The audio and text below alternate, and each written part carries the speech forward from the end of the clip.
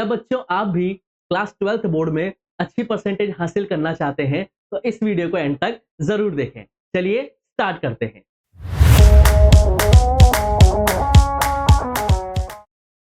Hello everyone, कैसे हैं आप सब? आई होप आप सब अच्छे होंगे। आपकी स्टडीज बहुत ही जबरदस्त चल रही होगी। मेरा नाम है इंजमाम खान। स्वागत करता हूं आपका एफएमआई करियर के शानदार यूट्यूब प्लेटफॉर्म पर। तो आज हम इस लेक्चर में क्या पढ़ने वाले हैं? आज हम पढ़ने वाले हैं nature and significance of management का लेक्चर नंबर 2। लेक्चर नंबर 1 बेटा हम पहले पढ़ चुके हैं। अगर आपने वो वीडियो नहीं देखी तो आप प्लेलिस्ट में जाके उस वीडियो को देख सकते हैं। फर्स्ट लेक्चर में बेटा हमने बात करी थी nature and significance of management के इंट्रोडक्शन के बारे में कि sir what do you mean by management. तो थोड़ा सा एक बार रिवाइज कर लेते हैं फटाफट एक लेक्चर 1 को और फिर हम लेक्चर 2 की तरफ यानी कि आगे के टॉपिक्स की तरफ कंटिन्यू करेंगे। तो हमने क्या पढ़ा था बेटा? मैनेजमेंट एक बिजनेस ऑर्गेनाइजेशन को रन करने के लिए बहुत जरूरी है। Business is all about management. Business क्या है बेटा? All about management. मैनेजमेंट जितना बढ़िया होगा बिजनेस उतना बढ़िया ग्रो करेगा। मैनेजमेंट जितना बेकार होगा बिजनेस उतना ही डाउनफॉल पे आ जाएगा। और मैनेजमेंट एक यूनिवर्सल कॉन्सेप्ट है, हर जगह लगता है, चाहे वो प्रॉफिट ऑर्गेनाइजेशन हो, चाहे वो नॉन प्रॉफिट ऑर्गेनाइजेशन हो, चाहे वो एक बड़ी सी कंपनी हो या चाहे वो एक छोटी सी चाय की दुकान हो। मैनेजमेंट की रिक्वायरमेंट हर जगह पड़ती है, हर एक इंडिविजुअल को भी पड़ती है। मुझे भी मैनेजमेंट की रिक्वायरमेंट रहती है और आप as a student, as an individual, आपको भी मैनेजमेंट की रिक्वायरमेंट रहती है। तो इंट्रोडक्शन में हमने मैनेजमेंट की डेफिनेशन को समझा था। Management is an art of getting things done with the aim of achieving goals effectively and efficiently. किसी गोल को अचीव करना है इफेक्टिव रहते हुए और एफिशिएंट रहते हुए। इफेक्टिव मतलब गिवन टास्क को टाइम पे कंप्लीट करना है और एफिशिएंट का मतलब क्या होता है? मिनिमम कॉस्ट के साथ, ऑप्टिमम कॉस्ट के साथ उस टास्क को कंप्लीट करना है। तो बेहतर मैनेजमेंट के अंदर ये दोनों चीजें होती है, वो इफेक्टिव भी होता है और वो एफिशिएंट भी होता है। टाइम पे टास्क को भी कंप्लीट करेगा और साथ के साथ कॉस्टिंग को भी मिनिमम रखेगा। जब ये दोनों चीजें एक साथ पैरेलल चलती है तब हम कह सकते हैं कि एक मैनेजमेंट सही दिशा में या सही डायरेक्शन में आगे बढ़ रहा है। तो इंट्रोडक्शन हमने बेटा फर्स्ट लेक्चर में देख लिया था और सेकंड टॉपिक यानी कि कैरेक्टरिस्टिक्स ऑफ मैनेजमेंट भी हमने फर्स्ट लेक्चर में समझ लिया था।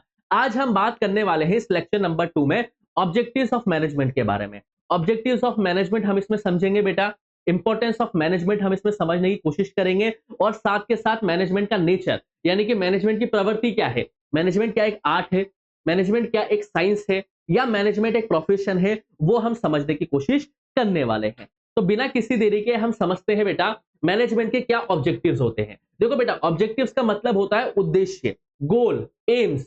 जैसे मेरे खुद के कुछ गोल्स हैं, ऑब्जेक्टिव है, एम है, वैसे ही आपके as an individual, as an student आपके भी कुछ गोल्स हैं, आपके भी कुछ एम है।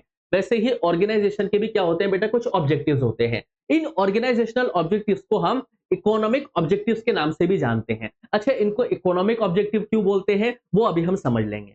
दूसरा ऑब्जेक्टिव क्या होता है बेटा? सोशल ऑब्जेक्टिव, यानी कि बिजनेस ऑर्गेनाइजेशन का या एक मैनेजमेंट का सोसाइटी को लेके क्या ऑब्जेक्टिव है वो हम यहां पे समझने की कोशिश करेंगे। और तीसरा हम पढ़ेंगे बेटा इंडिविजुअल ऑब्जेक्टिव, यानी कि इंडिविजुअल ऑब्जेक्टिव को हम पर्सनल ऑब्जेक्टिव भी कहते हैं, ह्यूमन ऑब्जेक्टिव भी कहते हैं। इसमें हम बात करेंगे एक बिजनेस ऑर्गेनाइजेशन के अंदर काम करने वाले एम्प्लॉइज के बारे में कि उन एम्प्लॉइज के, उन इंडिविजुअल एम्प्लॉइज के पर्सनल ऑब्जेक्टिव्स क्या होते हैं। तो सबसे पहले हम मैनेजमेंट के ऑब्जेक्टिव्स में ऑर्गेनाइजेशनल ऑब्जेक्टिव को समझने की कोशिश करते हैं। सर क्या होते हैं ये ऑर्गेनाइजेशनल ऑब्जेक्टिव जिन्हें हम इकोनॉमिक ऑब्जेक्टिव भी कहते हैं? समझते हैं। These objectives aim at prosperity and growth of the organisation. Organisation का मेन ऑब्जेक्टिव क्या होता है कि कंपनी की गुडविल बढ़े और कंपनी का ज्यादा से ज्यादा ग्रोथ बढ़े। Generally it is assumed that profit maximisation is the main objective of every organisation. अब आप क्या बोलेंगे? सर ये बात तो सबको पता है कि कोई भी अगर बिजनेस रन कर रहा है तो उसका मेन ऑब्जेक्टिव क्या होता है? प्रॉफिट को ज्यादा से ज्यादा कमाना है, प्रॉफिट को ज्यादा से ज्यादा बढ़ाना है। पिछली बार 10,000 करोड़ कमाए थे, इस बार 15,000 करोड़ कमाने हैं या और भी बेहतर कमाने हैं। तो मेन ऑब्जेक्टिव क्या होता है? किसी भी ऑर्गेनाइजेशन का मेन ऑब्जेक्टिव क्या होता है? प्रॉफिट को मैक्सिमाइज करना। लेकिन the managers try to develop and attain variety of objects in all management areas which reduces cost and brings maximum prosperity for the organisation. लेकिन ये मैनेजर कोशिश करते हैं कि इफेक्टिव रहते हुए और एफिशिएंट रहते हुए, इफेक्टिव मतलब टास्क को टाइम पे कंप्लीट करना है, और एफिशिएंट का मतलब क्या है, मिनिमम कॉस्ट के साथ क्या करना है, ज्यादा से ज्यादा बिजनेस को ग्रोथ करने में मदद करनी है। ये मैनेजर्स के काम होते हैं। मैनेजमेंट के अंदर ये मैनेजर की जिम्मेदारी होती है कि वो इफेक्टिव रहते हुए और एफिशिएंट रहते हुए कंपनी की ग्रोथ को एक अलग लेवल पे लेके जाए। लेकिन ऑर्गेनाइजेशनल ऑब्जेक्टिव्स के अंदर भी हम तीन ऑब्जेक्टिव्स को बहुत बेहतर तरीके से समझते हैं बेटा। देखिए, ऑब्जेक्टिव्स कितने हैं मैनेजमेंट के? तीन। ऑर्गेनाइजेशनल, सोशल और पर्सनल ऑब्जेक्टिव। ठीक है, ऑर्गेनाइजेशनल ऑब्जेक्टिव के अंदर भी ये तीन इंपॉर्टेंट टॉपिक है बेटा, सर्वाइवल, प्रॉफिट एंड ग्रोथ।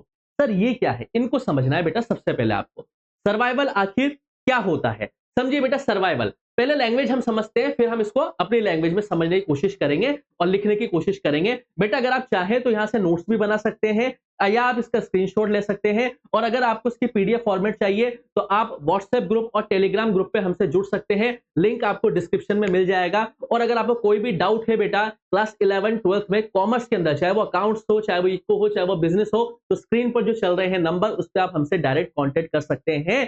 और इस चैप्टर की पीडीएफ के लिए भी बेटा आप क्या कर सकते हैं, व्हाट्सएप ग्रुप और टेलीग्राम ग्रुप पे जा सकते हैं। लिंक आपको डिस्क्रिप्शन बॉक्स में मिल जाएगा। चलिए बेटा, तो हम क्या समझते हैं, सर्वाइवल, प्रॉफिट और ग्रोथ, ये क्या चीज है? देखो बेटा, सबसे पहले किसी भी कंपनी का एक इंपॉर्टेंट टास्क होता है सर्वाइव करना। सर्वाइव क्यों करना है सर? जिंदा रहने की बात है कि यहाँ पे समझो बेटा, एक ही तरीके के प्रोडक्ट को 10 अलग अलग कंपनीज बेच रही है। सोप का आप एग्जांपल ले सकते हो, ठीक है। डिओड्रेंट लगाते हैं ना अपन, डेट पे जाते हैं, उससे पहले अपन डिओड्रेंट लगाते हैं, ठीक है। आजकल डीओ भी लगता है, पहले तो नहाते भी थे, लेकिन अब नहाने का कॉन्सेप्ट चला गया है क्योंकि टाइम नहीं है ना लोगों के पास, तो डीओ लगा के चले जाते हैं। वो बहुत सारे तरीके के मार्केट में आपको मिल जाएंगे। चिप्स जो है आप जो खाते हैं, है ना बेटा, जो एफएमसीजी गुड्स हैं, फास्ट मूविंग कंज्यूमर गुड्स हैं, वो भी काफी ज्यादा आपको देखने को मिलेंगे बेटा। तो क्या है, एक ही तरीके के प्रोडक्ट में काफी सारी कंपनीज डील कर रही है। तो आप कैसे सर्वाइव करोगे? क्योंकि बिजनेस का जो एनवायरमेंट है वो तो कट थ्रोट कंपटीशन को बढ़ा रहा है। कट थ्रोट कंपटीशन का मतलब गला काट कंपटीशन है मार्केट में। तो आप अपने प्रोडक्ट को या आप जो सर्विस दे रहे हैं उसको सबसे पहले मार्केट में उतारना पड़ेगा, सर्वाइव करना पड़ेगा। आप कैसे सर्वाइव कर सकते हैं सर? क्या टेक्निक है जिससे कि हम अपने गुड्स को या सर्विस को सर्वाइव करा पाए? या तो आप क्वालिटी इतनी शानदार कर दें, क्योंकि जैसा बेटा आप ध्यान रखना, अगर आप क्वांटिटी के ऊपर फोकस करोगे तो आपको कस्टमर्स को ढूंढने जाना पड़ेगा कि लॉ कस्टमर्स को ढूंढते हैं मार्केट में, आपको क्या करना पड़ेगा, ढूंढना पड़ेगा। और अगर आप क्वालिटी पे फोकस करेंगे, एक बेटर क्वालिटी का प्रोडक्ट या एक बेटर क्वालिटी की सर्विस आप लोगों को देंगे, तो कस्टमर्स आपको ढूंढते हुए आ जाएंगे। ठीक है ना? आपने देखा होगा बेटा अपनी रोजमर्रा की जिंदगी में, आप कुछ ऐसी चीज लेने जाते होंगे तो आप क्या बोलते होंगे कि यार हमें तो उसी शोरूम पे जाना है या उसी शॉप पे जाना है, क्योंकि वो प्रोडक्ट क्या देता है, बढ़िया देता है। तो सर्वाइवल की सबसे बेस्ट टेक्निक ये होती है कि आप अपने प्रोडक्ट की क्वालिटी को इतना शानदार कर दें कि कस्टमर आपको ढूंढते हुए आ जाए। ठीक है, साथ के साथ कॉस्टिंग का भी ध्यान रखना है ताकि एफिशिएंट वो मैनेजमेंट हो पाए। तो सर्वाइवल क्या चीज है बेटा, समझते हैं। The basic purpose of every organisation is to survive and exist in the competition market for a long period of time.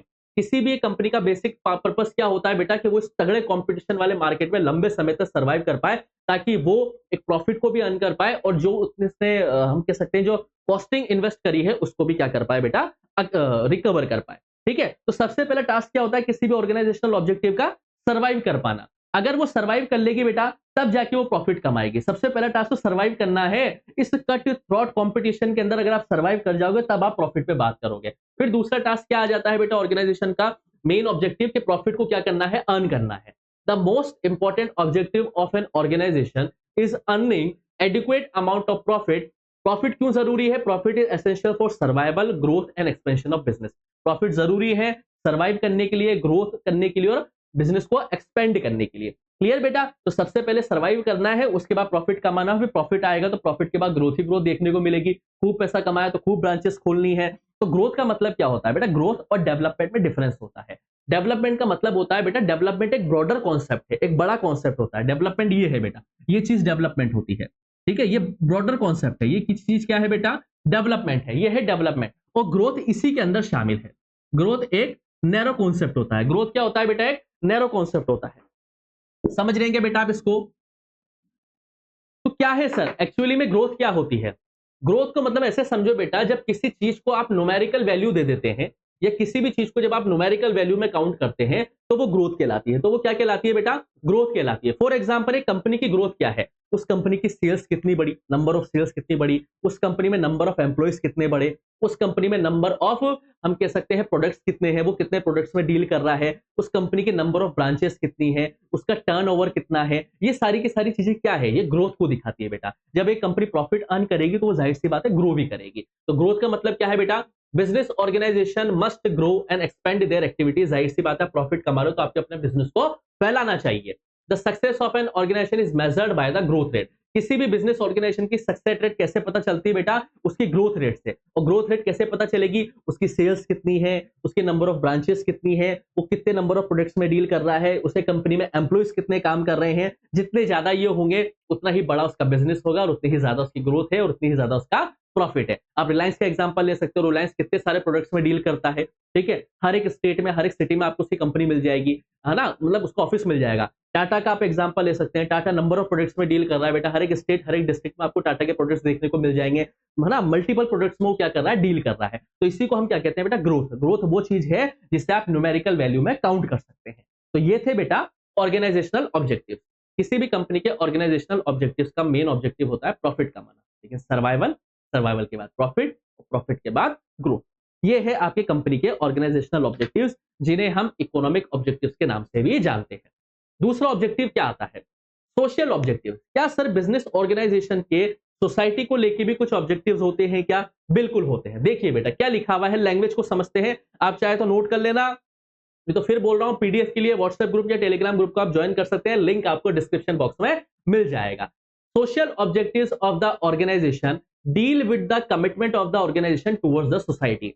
Business organisation are a part of the society. देखो बेटा आप अपने बिजनेस को जो आप रन कर रहे हो वो कहां रन कर रहे हो? सोसाइटी के बीच में तो रन कर रहे हो। रिसोर्सेस कहां से ले रहे हो? सोसाइटी से ही ले रहे हो। और जो आप गुड्स मैन्युफैक्चर कर रहे हैं, जो आप सर्विस लोगों को दे रहे हैं, वो भी किसको दे रहे हैं? सोसाइटी को ही दे रहे हो। तो आप सोसाइटी से नहीं बच सकते। कहते हैं ना समाज से बच के आप कहीं नहीं जा पाएंगे। जब आप रिसोर्सेज भी सोसाइटी से ले रहे हो और अपने गुड्स और सर्विस को भी दे सोसाइटी को ही रहे हो, तो जाहिर सी बात है सोसाइटी एक इंपॉर्टेंट रोल प्ले कर रहा है किसी भी बिजनेस ऑर्गेनाइजेशन के लिए। They earn by using the resources of society, so they must do something for the society also। जैसा कि मैंने आपको बताया बेटा, सोसाइटी के लिए गुड्स मैन्युफैक्चर करते हैं, सर्विस देते हैं, सोसाइटी के रिसोर्सेज को आप कंज्यूम करते हैं, तो बिजनेस ऑर्गेनाइजेशन के कुछ ऑब्जेक्टिव्स होते हैं जो वो सोसाइटी के लिए भी करते हैं।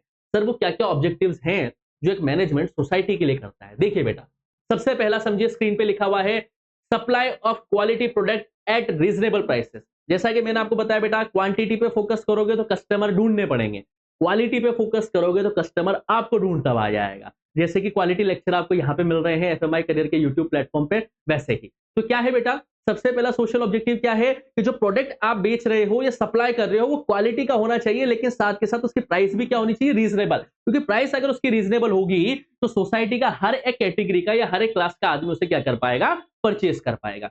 दूसरा ऑब्जेक्टिव क्या होता है sir? Continuous contribution towards desirable civic activities. आपने देखा होगा ना बेटा, डोनेशन वगैरह करना, चंदा वगैरह करना, कहीं पे बाढ़ आ गई तो वहीं पे कुछ डोनेशन दे दिया, कुछ चीजें फ्री में दे देना, ये सब सिविक एक्टिविटीज के अंदर आ जाता है। तीसरा क्या है बेटा? Social objectives, generation of economic wealth. जाहिर सी बात है अगर कोई बिजनेस ऑर्गेनाइजेशन बढ़िया रन करेगा तो वो कंट्री की इकोनॉमी में भी क्या करेगा? कंट्रीब्यूट करेगा। और कंट्री की जब इकोनॉमी कंट्रीब्यूट, कंट्री के अंदर जब इकोनॉमी बढ़ेगी तो बेटा गवर्नमेंट उस पैसे को क्या करेगी बेटा? कंट्री को बढ़ाने में भी लगाएगी। तो जनरेशन ऑफ इकोनॉमिक वेल्थ। चौथा क्या है बेटा? Generation of employment opportunities. ठीक है, ज्यादा से ज्यादा ब्रांचेस खोलेगा अगर कोई बिजनेस तो जाहिर सी बात है वहां पे लोगों की नीड होगी। भाई अगर आज एक कोटा राजस्थान के अंदर कोई रिलायंस की कंपनी खुलती है, रिलायंस की कोई ब्रांच खुलती है, तो मुंबई से लोग थोड़ी आएंगे यहाँ पे काम करने के लिए। जाहिर सी बात है कोटा राजस्थान के बंदों को ही उनको उठाना पड़ेगा, तो एम्प्लॉयमेंट अपॉर्चुनिटीज भी निकल के आती है। तो फाइनेंशियल सपोर्ट टू कम्युनिटी, तो फाइनेंशियल सपोर्ट भी कम्युनिटी को प्रोवाइड करवाती है बेटा कौन? Business organisation. तो ये कुछ सोशल ऑब्जेक्टिव्स हैं जो एक ऑर्गेनाइजेशन की ड्यूटी है या हम कह सकते हैं रिस्पॉन्सिबिलिटी है, जो वो सोसाइटी को लेके क्या करता है बेटा? प्ले करता है। और जितना बढ़िया आप सोसाइटी का ध्यान रखोगे बेटा उतना ही ज्यादा एक बिजनेस क्या करता है बेटा? ग्रो करता है। इसमें सबसे इंपॉर्टेंट ये है बेटा कि आपको अपनी क्वालिटी प्रोडक्ट सेल करना है, लेकिन रीजनेबल प्राइस पे। अगर ये टास्क अगर आप कर लेते हो बेटा तो जाहिर सी बात है आपका बिजनेस ऑर्गेनाइजेशन ग्रो करेगा ही करेगा। तो ये थे बेटा सोशल ऑब्जेक्टिव्स या सोसाइटिकल ऑब्जेक्टिव्स। तीसरे ऑब्जेक्टिव्स और लास्ट ऑब्जेक्टिव्स की तरफ हम आते हैं बेटा, जिनका नाम है पर्सनल ऑब्जेक्टिव। सर एम्प्लॉयज की तो कोई बात ही नहीं करता है, बिजनेस ऑर्गेनाइजेशन के अंदर इतने सारे एम्प्लॉयज हैं, उनकी तो कोई बात ही नहीं करता है। उनकी भी तो बात होनी चाहिए, क्योंकि बिजनेस को रन करने में उनका सबसे इंपॉर्टेंट रोल होता है। देखिए, हमने बात करी थी बेटा कैरेक्टरिस्टिक्स ऑफ मैनेजमेंट की। Management is a group activity. याद आ रहा है क्या? लेक्चर नंबर 1 में बताया था। लेक्चर नहीं देखा है तो प्लेलिस्ट में जाके देख लेना है। Management is a group activity. अकेला टॉप लेवल का बिजनेस ओनर या एमडी सीईओ कंपनी को ग्रो नहीं कर सकता है जब तक कि सभी एम्प्लॉयज इंटीग्रेटेड एफर्ट नहीं लगाएंगे उस कंपनी के गोल की तरफ। इसीलिए पर्सनल ऑब्जेक्टिव्स को भी ध्यान में रखना होता है एक सक्सेसफुल बिजनेस ऑर्गेनाइजेशन की और एक सक्सेसफुल मैनेजमेंट की। ये क्या होती है बेटा? ड्यूटी होती है, हम इसे कह सकते हैं रिस्पॉन्सिबिलिटी होती है। पर्सनल ऑब्जेक्टिव्स को या ह्यूमन ऑब्जेक्टिव्स और इंडिविजुअल ऑब्जेक्टिव्स भी कहते हैं। समझते हैं क्या है चीजें। Individual objectives are related to the employees of the organisation. जैसा कि मैंने आपको बताया, इंडिविजुअल एम्प्लॉयज किसके बारे में बात कर रहे हैं बेटा? ऑर्गेनाइजेशन के एम्प्लॉयज के बारे में बात कर रहे हैं। As employees are most important resources of every company. क्या बताया बेटा मैंने? हर जो एम्प्लॉय होता है, हर एक जो एम्प्लॉय होता है, कर्मचारी होता है, वो किसी भी बिजनेस ऑर्गेनाइजेशन के लिए बहुत ही एक इंपॉर्टेंट रोल प्ले करता है। क्योंकि अगर वो सेटिस्फाई नहीं है, अगर वो मोटिवेटेड नहीं है, तो वो कंपनी के लिए कभी भी एक एसेट की तरह रोल प्ले नहीं करेगा। वो सिर्फ एक कंपनी की लायबिलिटी बन के रह जाएगा। तो बिजनेस ऑर्गेनाइजेशन किस तरीके से, या एक बेहतरीन मैनेजमेंट किस तरीके से पर्सनल ऑब्जेक्टिव्स को, या हम कह सकते हैं एम्प्लॉय को मोटिवेटेड और सेटिस्फेक्शन दे पाए, उसके लिए कुछ पॉइंट्स दे रखे हैं। क्या क्या पॉइंट्स है बेटा? एक तो उन्हें कॉम्पिटिटिव सैलरी मिले। आपने सोचा होगा बेटा, आपने देखा होगा बेटा, बहुत से लोग आपके बीच में बातचीत करते होंगे, आपके फैमिली वाले, आपके पेरेंट्स वाले, कि मेरे अंदर पोटेंशियल बहुत ज्यादा है लेकिन मुझे उतना पैसा नहीं मिलता है। ऐसा नहीं होना चाहिए। कभी भी बिजनेस ग्रो नहीं कर पाएगा। एक आदमी का जितना पोटेंशियल हो उसको उतनी सैलरी तो दो। अगर उसको सैलरी आप उसके पोटेंशियल के हिसाब से दोगे, तभी तो वो अपने एफर्ट एक कंपनी के गोल के लिए लगा पाएगा। तो पर्सनल ऑब्जेक्टिव में कॉम्पिटिटिव सैलरी सबसे पहली चीज आती है। अगर आप अपने कंपनी के एम्प्लॉय को मोटिवेटेड और सेटिस्फाइड रखना चाहते हैं, तो आपको उसको कॉम्पिटिटिव सैलरी देनी पड़ेगी। दूसरी क्या है बेटा? Personal growth and development. हर एक इंडिविजुअल अपनी पर्सनल ग्रोथ वही न्यूमेरिकल टर्म्स में आ गया बेटा, और डेवलपमेंट चाहता है। उसे टाइम टू टाइम प्रमोशन मिले, टाइम टू टाइम पे उसकी इंक्रीमेंट हो बेटा। और जब जब वो इंक्रीमेंट हो रहा है, जब जब उसका प्रमोशन हो रहा है, तो उसको बेहतरीन ट्रेनिंग भी मिले। ठीक है ना? ऐसे नहीं कि अपने हिसाब से कर लो। एक बेहतरीन ट्रेनिंग से क्या होता है, एक इंडिविजुअल अच्छी तरीके से काम कर पाता है। तीसरा क्या है बेटा? Peer recognition. यानी कि एक कंपनी के अंदर, जिस कंपनी के अंदर एम्प्लॉय काम कर रहा है, तो उसकी एक सेल्फ रेस्पेक्ट भी होता है। ऐसा नहीं कि मैनेजर उसको धुतकार दे या चिल्ला जाए या उसकी बात को सुने नहीं या उसको इग्नोर कर दे। ये चीजें नहीं होती बेटा। ये एक सक्सेसफुल ऑर्गेनाइजेशन के वो नहीं है बेटा, निशानी है ना। अगर आपको एक पीयर रिकॉग्निशन चाहिए, अगर आप चाहते हैं कि आपका बिजनेस ग्रो करे, तो आपको सेल्फ रेस्पेक्ट, आपको सम्मान देना पड़ेगा बेटा अपने एम्प्लॉयज को। और एक कलीग्स को भी आपको क्या करना पड़ेगा बेटा? रेस्पेक्ट देनी पड़ेगी। ऐसा एक मैनेजर नहीं हो सकता बेटा जो अपने कलीग्स की रेस्पेक्ट नहीं करे। हर एक आदमी को अपना आत्मसम्मान प्यारा होता है। तो पीयर रिकॉग्निशन बहुत जरूरी है। चौथा क्या है बेटा? Social recognition. और लास्ट क्या है बेटा? Good and healthy working condition. एक कंपनी का जितना बढ़िया एनवायरमेंट होगा, जितने पॉजिटिव एनवायरमेंट वो होगा, उतना ही पॉजिटिवली एक पर्सन या एक एम्प्लॉय अपनी कंपनी के गोल के लिए क्या कर सकता है बेटा? काम कर सकता है। तो ये पर्सनल ऑब्जेक्टिव्स हैं बेटा। ये हर एक बिजनेस ऑर्गेनाइजेशन की जिम्मेदारी है, या हर एक मैनेजर की जिम्मेदारी है कि वो इन नीड्स को, जो उनकी नीड है, इनकी बेटा एम्प्लॉयज की, उनकी नीड को सेटिस्फाई करें। तभी वो मोटिवेटेड रहेंगे, तभी वो सेटिस्फाई रहेंगे, और तभी वो अपने इंडिविजुअल ऑब्जेक्टिव को साइड में रख के कंपनी के ऑब्जेक्टिव के लिए क्या करेंगे बेटा? है ना, काम करेंगे। क्लियर बेटा? तो ये थे आपके ऑब्जेक्टिव्स ऑफ मैनेजमेंट, जिसमें हमने 3 ऑब्जेक्टिव्स के बारे में बात करी: ऑर्गेनाइजेशनल ऑब्जेक्टिव्स, सोशल ऑब्जेक्टिव्स और पर्सनल ऑब्जेक्टिव्स। आगे बढ़ते हैं हम अपने नेक्स्ट टॉपिक की तरफ। नेक्स्ट टॉपिक क्या है बेटा हमारा? Importance of management. Sir, management की इंपॉर्टेंस क्या होती है? मैनेजमेंट की महत्वपूर्णता, महत्वपूर्ण क्या है ना? मैनेजमेंट का सॉरी इंपॉर्टेंस क्या है मैनेजमेंट की? ठीक है, जैसे मेरी इंपॉर्टेंस क्या है, जैसे आपकी इंपॉर्टेंस क्या है, वैसे मैनेजमेंट की क्या इंपॉर्टेंस है। तो कैरेक्टरिस्टिक्स वाले ही लगभग लगभग इसमें फीचर्स आपको देखने को मिलेंगे। सबसे पहला क्या है बेटा? Management helps in achieving group goals. वही मैंने आपको बताया बेटा, एक अच्छा मैनेजर क्या करता है बेटा? कंपनी के सभी एम्प्लॉयज के इंडिविजुअल ऑब्जेक्टिव को या इंडिविजुअल नीड को कंपनी के गोल की तरफ इंटीग्रेट करता है, ताकि सभी लोग कंपनी के गोल के लिए काम करें। और याद रखना बेटा, फिर बोल रहा हूं, जब आप अपने इंडिविजुअल ऑब्जेक्टिव को साइड में रख के कंपनी के गोल के लिए काम करते हो, तो आपके इंडिविजुअल नीड या सेटिस्फेक्शन अपने आप पूरा हो जाता है। दूसरा क्या है बेटा? Management increases efficiency. The aim of manager is to reduce cost and increase productivity.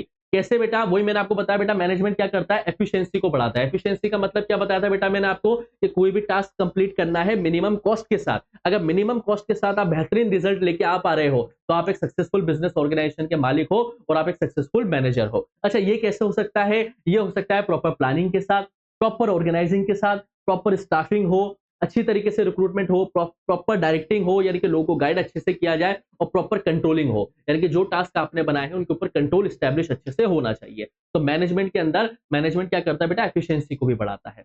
तीसरा क्या है बेटा, management creates a dynamic organisation. देखो बेटा, आप देखो बेटा, बदलाव हर किसी को पसंद नहीं होते हैं। एक कहावत है ना बेटा, बदलाव शुरुआत में कठिन होते हैं, मध्य में उलझन भरे होते हैं और अंत में शानदार होते हैं। जब जब कोई चेंजेस आएंगे बेटा, वो शुरुआत में दिक्कत देते हैं, मिडिल में और ज्यादा परेशान करते हैं, लेकिन उनका जो एंड रिजल्ट आता है वो बहुत ही शानदार आता है। और आपको पता है बेटा, जो बिजनेस एनवायरनमेंट है वो लगातार डायनेमिक है, चेंज होता जा रहा है। अगर आप बिजनेस एनवायरनमेंट के चेंजेस के अकॉर्डिंग अपनी कंपनी के अंदर चेंजेस नहीं करेंगे तो आप सर्वाइव नहीं कर पाएंगे। ऐसे बहुत सारे एग्जांपल्स है बेटा, जिन्होंने मार्केट एनवायरनमेंट के अकॉर्डिंग चेंजेस नहीं किए और उनका बिजनेस आज ठप हो चुका है। ऐसे कोई भी दो एग्जांपल बेटा आपको कमेंट सेक्शन में डालने हैं। ऐसे कौन से दो एग्जांपल है, ऐसी दो कौन सी कंपनीज है जिन्होंने एनवायरनमेंट की नीड के अकॉर्डिंग चेंजेस नहीं किए और आज वो कंपनी क्या हो चुकी है, डाउनफॉल पे आ चुकी है। कमेंट सेक्शन में जरूर बताना ऐसी कौन सी दो कंपनीज है, कोई भी दो कंपनीज के आप एग्जांपल दे सकते हैं। बहुत सारे एग्जांपल्स आपको देखने को मिल जाएंगे। तो हम क्या पढ़ रहे हैं बेटा, management creates a dynamic organisation. देखिए बेटा, आपको मैंने क्या बताया, बिजनेस एनवायरनमेंट लगातार चेंज हो रहा है, तो मैनेजर की भी ये ड्यूटी बनती है कि वो अपने एम्प्लॉयज को या अपने सबऑर्डिनेट्स को ऐसा बना दे कि जैसे ही चेंजेस आ जाए तो वो तुरंत चेंजेस को अडॉप्ट करने के काबिल बन जाए। देखिए बेटा, चेंजेस इतनी आसानी से अडॉप्ट नहीं कर पाता कोई भी, ठीक है, चेंजेस को अडॉप्ट करना बहुत मुश्किल होती है। ये मैनेजर की ड्यूटी है कि जब जब बिजनेस एनवायरनमेंट के अंदर चेंज आए तो मैनेजमेंट हेल्प करे या मैनेजर हेल्प करे एम्प्लॉयज की, ताकि वो उन चेंजेस को अडॉप्ट कर पाए और उन चेंजेस को अडॉप्ट करके अपनी प्लानिंग के प्रोसेस में चेंजेस करके एक अच्छे रिजल्ट को लेके आ पाए। तो management creates a dynamic organisation. Management के अंदर एक मैनेजर जो होता है, अच्छा बेटा, वो सभी एम्प्लॉयज को क्या बना देता है बेटा, डायनेमिक बना देता है। इधर इन्वायरमेंट चेंज हुआ, इधर तुरंत प्लानिंग चेंज हुई, आदमी क्या करने लग जाता है, फिर एक एम्प्लॉय क्या करने लग जाता है बेटा, चेंजेस को अडॉप्ट करने लग जाता है। और जब आप चेंजेस को अडॉप्ट करने लग जाते हैं तो आप मार्केट की जो सिचुएशन है, मार्केट की जो डिमांड है, उसके हिसाब से आप सप्लाई देते हैं। क्लियर बेटा? तो ये तीनों आपको इंपॉर्टेंस समझ में आए। Management helps in achieving group goals, increases efficiency and management creates a dynamic organisation. और क्या है बेटा, management helps in achieving personal objectives. ये तो बार बार आ चुका है, जैसा कि मैंने आपको बताया, एक मैनेजर की ड्यूटी है कि वो कंपनी के सभी एम्प्लॉयज के इंडिविजुअल ऑब्जेक्टिव को इंटीग्रेट करे कंपनी के ऑब्जेक्टिव्स को लेकर। जैसा कि मैंने आपको बताया बेटा, एक मैनेजर जब मोटिवेट करता है कि आप कंपनी के गोल के लिए काम कीजिए, आपके अपने इंडिविजुअल गोल अपने आप पूरे हो जाएंगे, वो बेहतरीन मैनेजर होता है बेटा। याद रखना बेटा, मैं फिर बता रहा हूं, अगर आपने अपना 100% कंपनी के गोल को अचीव करने के लिए लगा दिया तो आपके इंडिविजुअल ऑब्जेक्टिव अपने आप पूरे हो जाएंगे। क्योंकि जब कंपनी बढ़ती है ना बेटा, तो वो अपने साथ साथ अपने एम्प्लॉयज को भी बढ़ाती है। तब आपको प्रमोशन भी मिलेगा, तब आपको अच्छा इंक्रीमेंट भी मिलेगा, जब ट्रिप भी मिलेगी, है ना, और जो सर्विसेज कंपनी देती है, बड़ी बड़ी कंपनीज, वो भी आपको मिलेगी। और लास्ट हमारा क्या है बेटा, ये अपना importance, management helps in the development of society. ये हम ऑब्जेक्टिव्स में पढ़ के आ चुके हैं बेटा, कि मैनेजमेंट किस तरीके से सोसाइटी में डेवलपमेंट लेके आता है, एम्प्लॉयमेंट अपॉर्चुनिटीज लेके आता है, क्वालिटी प्रोडक्ट देता है रीजनेबल प्राइस में, है ना, इको फ्रेंडली एनवायरनमेंट देता है बेटा, नई नई टेक्नोलॉजी मार्केट में आती है, क्वालिटी प्रोडक्ट मिलता है, एम्प्लॉयमेंट अपॉर्चुनिटीज मिलती है, जिससे लोगों का रोजगार बढ़ता है और कंट्री की इकोनॉमी में भी डेवलप, कंट्री की इकोनॉमी में भी कंट्रीब्यूट करता है। तो इंपॉर्टेंस ऑफ मैनेजमेंट में कि ये भी आ सकता है कि मैनेजमेंट सोसाइटी को भी डेवलप करने में क्या करता है बेटा, मदद करता है। अच्छा, कैसे करता है सर सोसाइटी को डेवलपमेंट? एम्प्लॉयमेंट अपॉर्चुनिटीज प्रोवाइड करवा रहा है, क्वालिटी प्रोडक्ट दे रहा है, रीजनेबल प्राइस में दे रहा है, पर्यावरण को नुकसान कम पहुंचा रहा है और साथ के साथ कंट्री की जीडीपी में भी क्या कर रहा है, कंट्रीब्यूट कर रहा है। तो इस तरीके से सोसाइटी का विकास भी करता है कौन बेटा, एक अच्छा मैनेजमेंट, एक अच्छा बिजनेस ऑर्गेनाइजेशन, ये एक अच्छा मैनेजर। क्लियर बेटा? तो ये थे बेटा आपके कौन से importance of organisation. I hope आपको ये सारी की सारी चीजें समझ में आई होगी।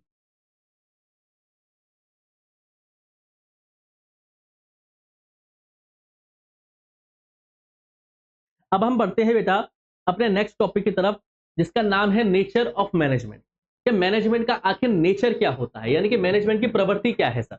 मैनेजमेंट क्या एक आर्ट है, या मैनेजमेंट एक साइंस है यानी कि विज्ञान है, क्या मैनेजमेंट एक प्रोफेशन है, या फिर ये तीनों है या नहीं है, वो हम समझने की कोशिश करेंगे। तो चलिए समझते हैं। Some author has considered management as a science. कुछ लेखकों का मानना है कि मैनेजमेंट क्या होता है, प्रबंधन क्या होता है, विज्ञान है। कुछ का मानना है कि ये एक आर्ट है यानी कि कला है, और कुछ लोगों का यह मानना है कि मैनेजमेंट अब प्रोफेशन बनता जा रहा है। क्या बनता जा रहा है? मैनेजमेंट अब एक प्रोफेशन बनता जा रहा है, पार्ट ऑफ प्रोफेशन की तरफ बढ़ चुका है। तो मैनेजमेंट क्या एक आर्ट है, साइंस है, प्रोफेशन है, ये जानने के लिए हमें समझना पड़ेगा कि आर्ट के क्या फीचर्स होते हैं, यानी कला के क्या फीचर्स होते हैं, साइंस के क्या फीचर्स होते हैं, प्रोफेशन के क्या फीचर्स होते हैं, और फिर उन फीचर्स को मैनेजमेंट के साथ अप्लाई करेंगे और फिर हम देखेंगे क्या मैनेजमेंट एक आर्ट है या साइंस है या प्रोफेशन है या तीनों है या तीनों ही नहीं है। तो समझेंगे कैसे बेटा, पहले आर्ट के फीचर्स को समझेंगे, कला के फीचर्स को समझेंगे, फिर उसे मैनेजमेंट के फीचर के साथ अप्लाई करेंगे। ऐसे ही साइंस के फीचर्स को समझेंगे और उसे मैनेजमेंट के फीचर्स के साथ अप्लाई करेंगे। फिर हम प्रोफेशन के फीचर्स को समझेंगे और फिर उसे मैनेजमेंट के फीचर्स के साथ अप्लाई करेंगे और फिर हम देखेंगे ये कैलकुलेशन लगा के क्या मैनेजमेंट आर्ट है, साइंस है या प्रोफेशन है। सबसे पहले हम समझेंगे बेटा मैनेजमेंट एज एन आर्ट। सबसे पहले हम मैनेजमेंट का कंपैरिजन किससे कर रहे हैं बेटा, आर्ट से कर रहे हैं, कला से कर रहे हैं। पहले आपको समझना पड़ेगा आर्ट क्या है। आर्ट समझो बेटा, art can be defined as a systematised body of knowledge which requires skill, creativity and practice to get perfection. देखो बेटा आर्ट जिसे हम क्या बोलते हैं बेटा, कला। कला एक ऐसी चीज है बेटा जिसमें आपको स्किल्स चाहिए, आपके अंदर देखिए पढ़ाना एक कला है। जैसे मैं भी एक टीचर हूँ, बहुत सारे टीचर्स पढ़ा रहे हैं बेटा, मैं भी वही चीज पढ़ा रहा हूँ और भी टीचर्स वही चीज पढ़ा रहे हैं क्योंकि किताबों से ही पढ़ा रहे हैं। लेकिन सबके पढ़ाने का तरीका क्या है बेटा, अलग है। सबके पढ़ाने के स्किल्स क्या है, अलग है। सबकी रिप्रेजेंट करने की, कंटेंट को देने की क्रिएटिविटी क्या है, अलग है। ये कैसे आती है बेटा, स्किल्स और क्रिएटिविटी कब बेहतर होती है बेटा, ये बेहतर होती है प्रैक्टिस से। इसमें सबसे बेस्ट एक एग्जांपल आता है बेटा सिंगर्स का। आपने सिंगर सुने होंगे, बहुत सारे गाने सुनते होंगे बेटा आप, है ना। दिलजीत दोसांझ को आपने सुना होगा बेटा, अरिजीत को आपने सुना होगा बेटा, आतिफ असलम को आपने सुना होगा, जुबिन नौटियाल को आपने सुना होगा बेटा। तो सबके अलग अलग स्किल है, सबकी अलग अलग क्रिएटिविटी है। और ये कैसे डेवलप होती है बेटा स्किल और क्रिएटिविटी, ये डेवलप होती है बाय द रेगुलर प्रैक्टिस। बार बार आप प्रैक्टिस करते जाते हो और आप परफेक्शन किसी चीज में हासिल कर लेते हो। तो आर्ट क्या है बेटा, आर्ट एक वो फॉर्म है, कला एक वो चीज है बेटा जो स्किल, क्रिएटिविटी और प्रैक्टिस से बनती है। किससे बनती है बेटा, स्किल, क्रिएटिविटी और प्रैक्टिस से बनती है। तो सबसे पहले हम आर्ट के फीचर्स को समझेंगे। किसके फीचर्स को समझेंगे बेटा, हम आर्ट के फीचर्स को समझेंगे और फिर उसे हम मैनेजमेंट के साथ अप्लाई करेंगे। अच्छा, आर्ट के फीचर्स क्या होते हैं, देखो बेटा, एग्जिस्टेंस ऑफ थ्योरेटिकल नॉलेज। जब भी आप कोई कला सीखना चाहते हैं बेटा, उसकी थ्योरेटिकल नॉलेज होती है। जैसे मान के चलो आप एग्जांपल ले लो बेटा सिंगिंग का या डांसिंग का, थ्योरेटिकल नॉलेज आपको मिलेगी। अब आप सिंगिंग सीखने जा रहे हो बेटा, तो सारे गा मा पा, आपको सारे राग आने चाहिए, आपको सारे सुरताल आने चाहिए। तो थ्योरेटिकल नॉलेज तो आपको क्या करनी पड़ेगी बेटा, आर्ट के अंदर भी लेनी ही पड़ेगी। तो देखिए बेटा, in art there is existence of theoretical knowledge. Experts have developed certain basic principles which are applicable to a particular form of art. बहुत सारे एक्सपर्ट्स हैं जिन्होंने अलग अलग आर्ट फॉर्म के लिए अलग अलग प्रिंसिपल्स को डेवलप किया है। सबसे बेस्ट एग्जांपल सिंगिंग। अगर आपको सिंगिंग सीखनी तो ऐसे थोड़ी जाते आप माइक पे गाना गाना शुरू कर दोगे। आपको गिटार बजाना सीखना पड़ता है, पियानो सीखना पड़ता है, सारे सुर सीखने पड़ते हैं, सारे ताल सीखने पड़ती है, सारे राग सीखने पड़ते हैं। तो थ्योरेटिकल नॉलेज तो इसमें है। उसके बाद डिपेंड करता है कि आप कितनी प्रैक्टिस करते हैं और आप कितनी क्रिएटिविटी को डेवलप करते हैं। तो एक चीज हमें समझ में आई कि आर्ट के फीचर क्या है। पहला आर्ट का फीचर क्या है, फीचर ये है कि आर्ट के अंदर भी थ्योरेटिकल नॉलेज तो होती है। दूसरा क्या फीचर है बेटा, पर्सनलाइज्ड एप्लीकेशन। अब आप इस थ्योरेटिकल नॉलेज को पर्सनल किस तरीके से अप्लाई करते हैं वो वेराई करेगा, डिफर टू डिफर पर्सन।